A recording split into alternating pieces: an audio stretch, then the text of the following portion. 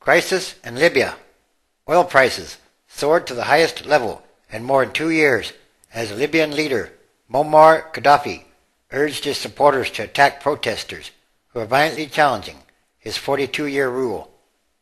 Only a part of Libya's oil production, for now, appeared to be affected, though analysts fear that similar revolts will spread to OPEC heavyweights like Iran.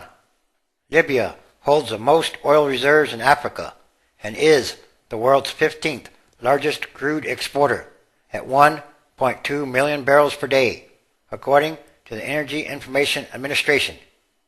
Supposedly, any production losses in Libya could be quickly absorbed by other countries like Saudi Arabia. The official Saudi press agency quoted Saudi Arabia's oil minister as saying that Saudi's production capacity of 12.5 million barrels per day can help compensate for any shortage in international supplies. Saudi Arabia currently produces approximately 8 million barrels per day. Also, Libya's authorities called on protesters to surrender their weapons and offered rewards for those who inform on protest leaders. In a statement broadcast live on Libyan TV, as the opposition said it planned to liberate the capital, Tripoli, and capture Gadhafi.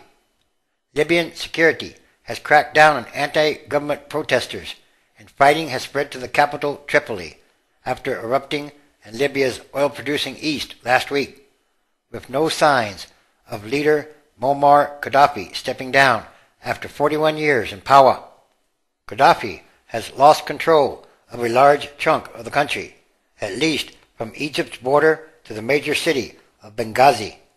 Anti-government protesters have also claimed areas of the west, including the city of Misrata. Al Jazeera television broadcast pictures of protesters riding on tanks in the city. In the east, the opposition vowed to liberate Tripoli, where the Libyan leader is holed up with a force of mercenaries roaming the streets and tanks guarding the outskirts.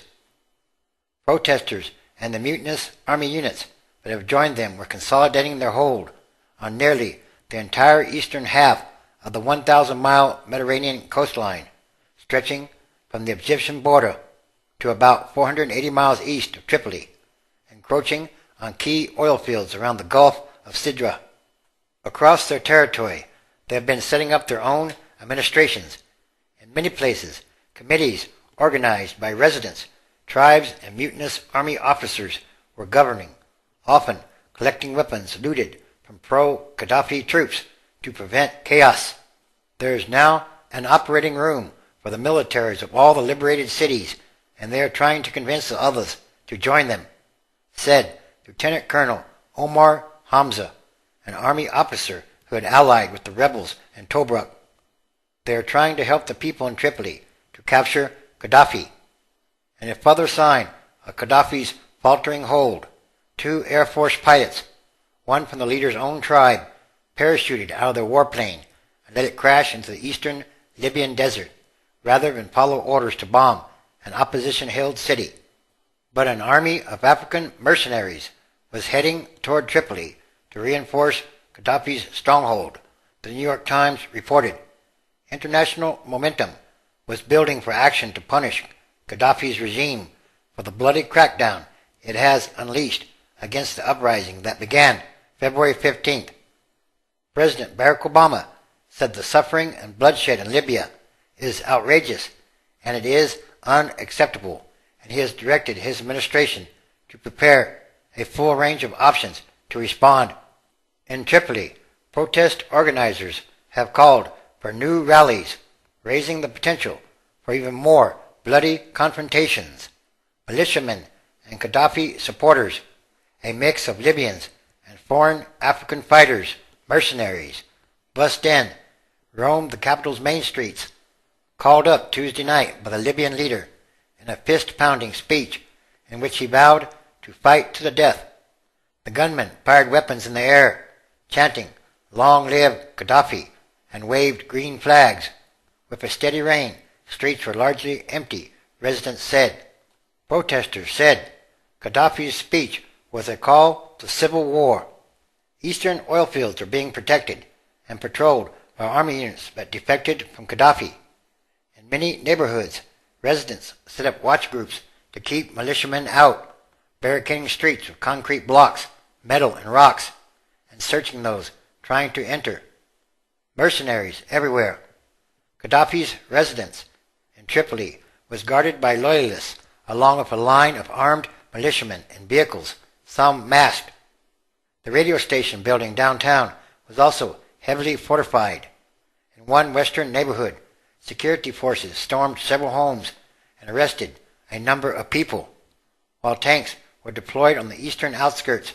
Witnesses in at least one neighborhood said, "Mercenaries are everywhere with weapons. You can't open a window or door. Snipers hunt people," said one resident, who said she had spent the night in her home awake hearing gunfire outside.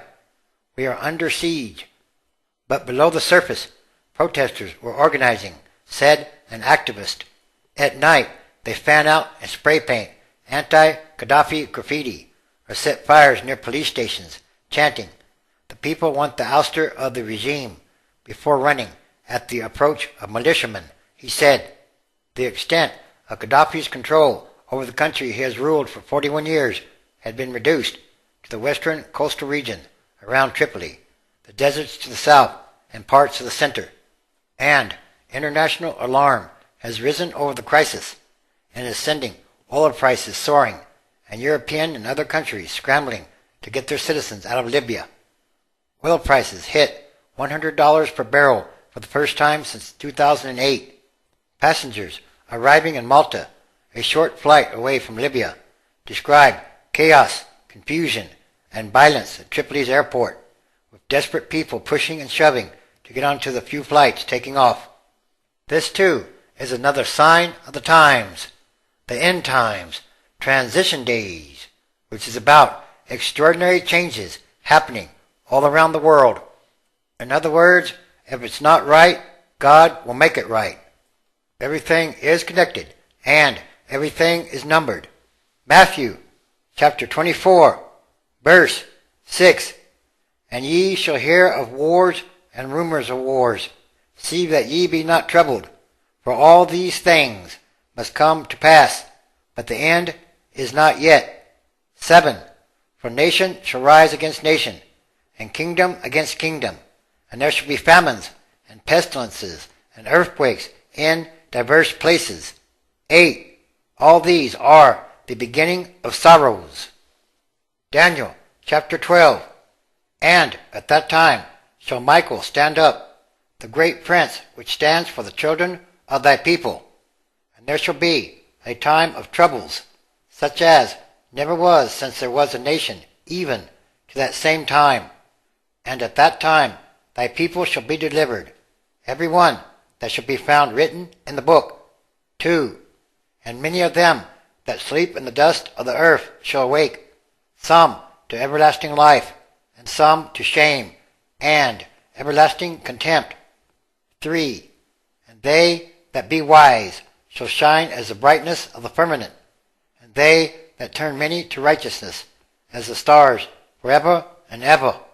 Yes, it's time, and there are many different signs happening all around the world, day by day. The fourth angel comes quickly